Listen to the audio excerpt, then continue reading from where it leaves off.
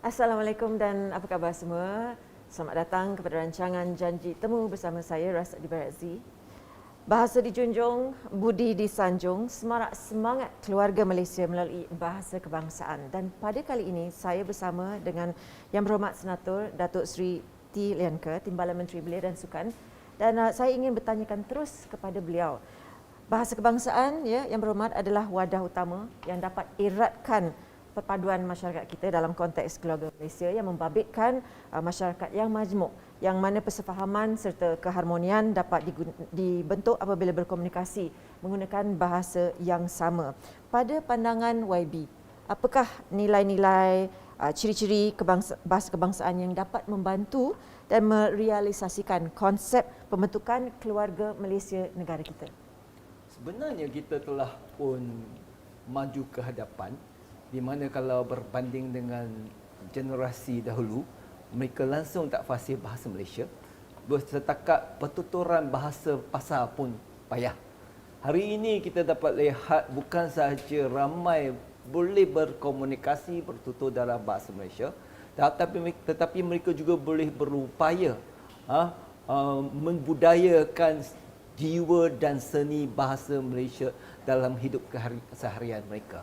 Jadi sememangnya kita perlu juga menerima hakikat bahawa negara kita, keluarga majmuk. Jadi ada yang mungkin menguasai bahasa Malaysia dengan baik, ada pula yang tidak sebegitu baik. Jadi itu semua kita perlu terima, dan lama kelamaan apa yang lebih penting ialah membudayakan bahasa Malaysia bukan sahaja sebagai bahasa rasmi, tetapi juga membudayakan bahasa Malaysia sebagai bahasa pertuturan kita, bahasa kita berfikir dan bahasa kita berkomunikasi dan sebagainya. Jadi apabila kita dapat mencapai keselesaan berbahasa Malaysia, bertutur dan sebagainya, maka kita akan memantapkan lagi keluarga Malaysia ini dalam suatu suasana yang harmoni.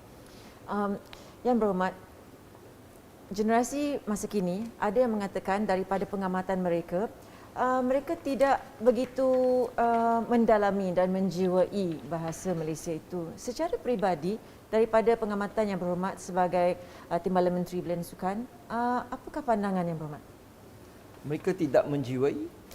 Ada kalanya mereka seperti terlalu mengikuti bahasa Inggeris di luar negara, atau dengan trend sekarang ini bahasa Korea. Seperti mereka rasa macam, kita perhatikan seperti mereka ini tidak gemar sangat dengan bahasa Melayu. Mungkin tidak cool pada pendapat mereka. Saya baru-baru petang tadi over lunch, saya berjumpa dengan seorang lelaki Melayu dan seorang perempuan Melayu. Dan lelaki Melayu itu, kita tengah makan makanan India. Dia berbahasa India, Tamil secara baik dan secara halus. Dan yang perempuan tu pula boleh berbahasa Korea. Dan saya pun tanya, mana dia orang belajar? Saya ingat dia mempunyai pendidikan formal.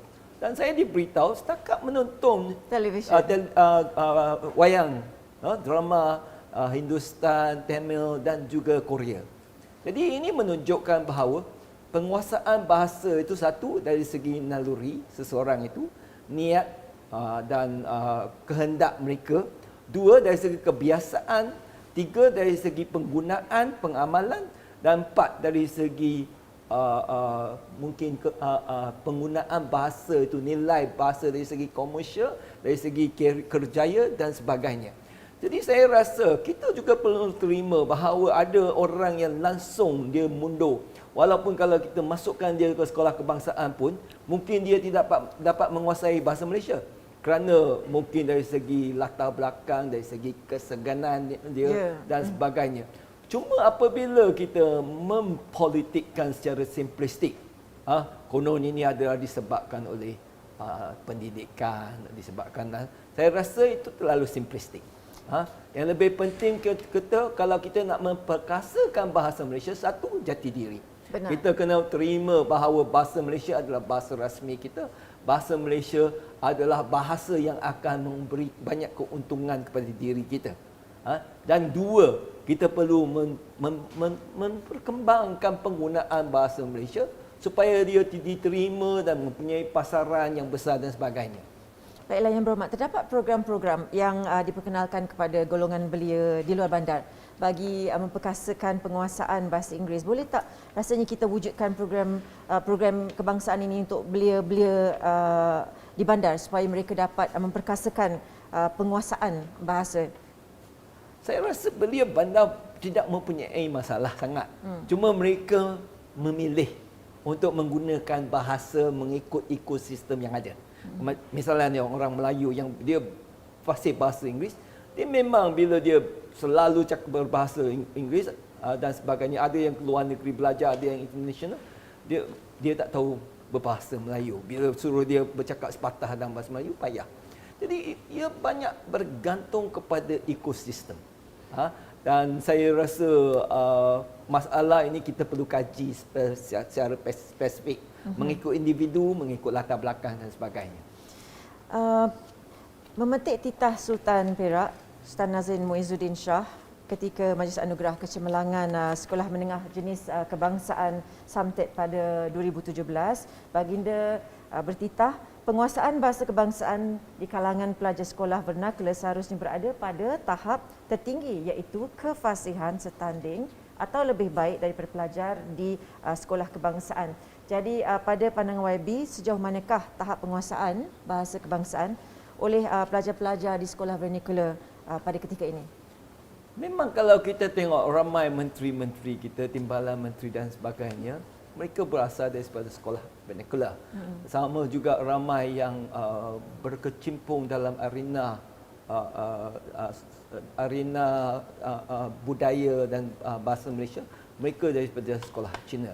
Jadi saya rasa sekolah itu sistem tidak menjadi masalah. Yang pentingnya ialah kekerapan mereka menggunakan bahasa dan sebagainya, dan pasaran yang ada, keuntungan yang ada kalau mereka menggunakan bahasa dari segi identiti ataupun dari segi jati diri.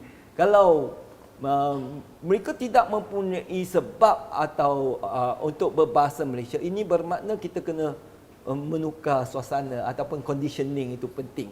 Saya rasa sistem sekolah bukanlah satu masalah besar. Yang penting adalah suasana dan latar belakang. Okey, kita berhenti sejenak, jangan ke mana-mana. Kita akan terus berbicara dengan Yang Berhormat mengenai bahasa. Jangan ke mana-mana.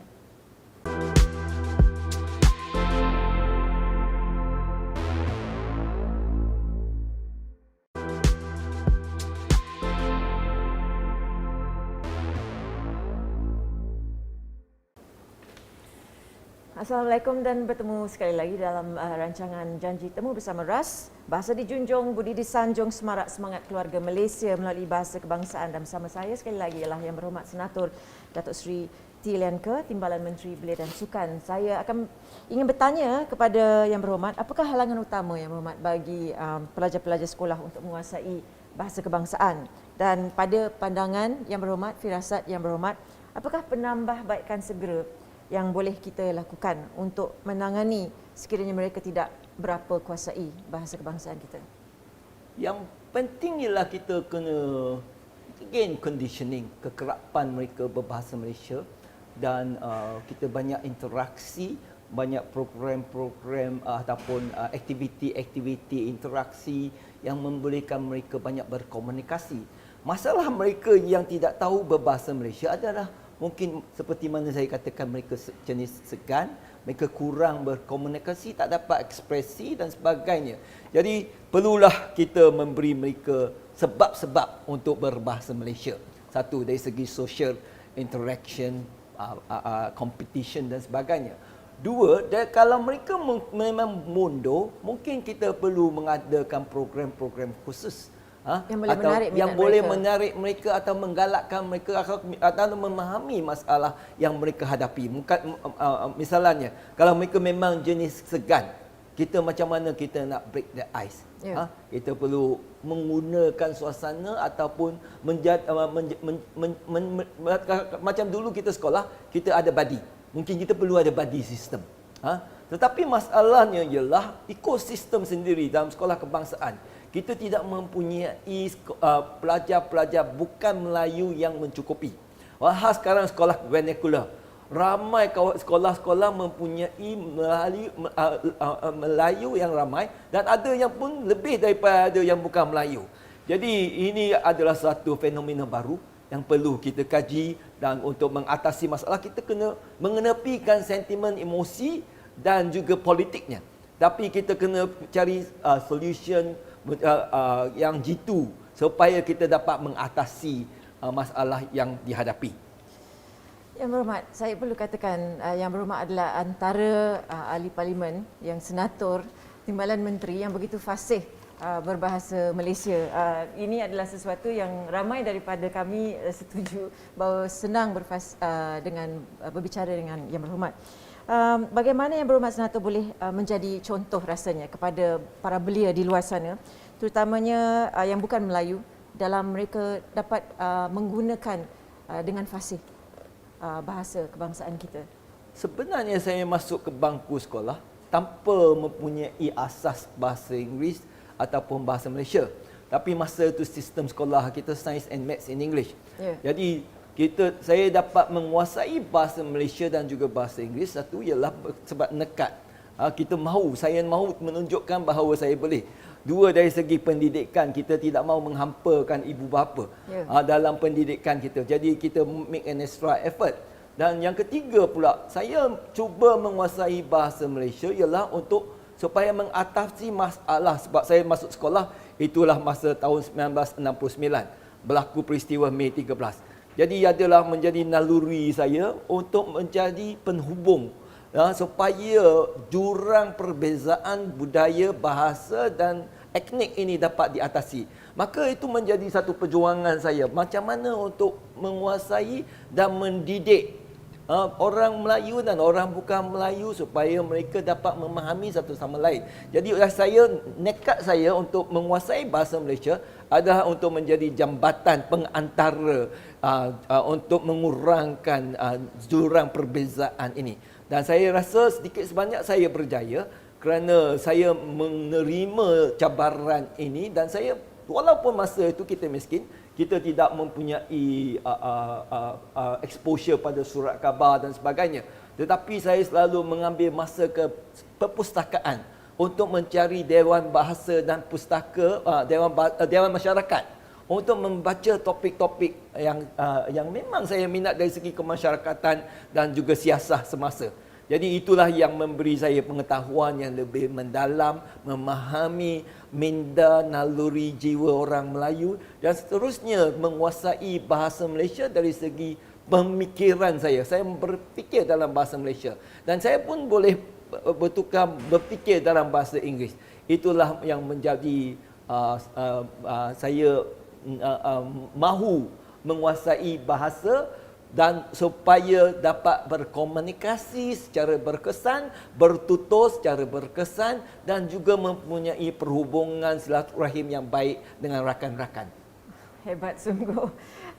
Lepas ini saya akan bertanya lagi kepada Yang Berhormat Senator, bagaimana kita boleh terus menjadi perantara di antara masyarakat dan bangsa Malaysia kita, dan bagaimana anak muda boleh kita berikan mereka lebih semangat untuk menjadi lebih luar biasa melalui bahasa kita. Kita berhenti sejenak dan kembali bersama kami sebentar nanti.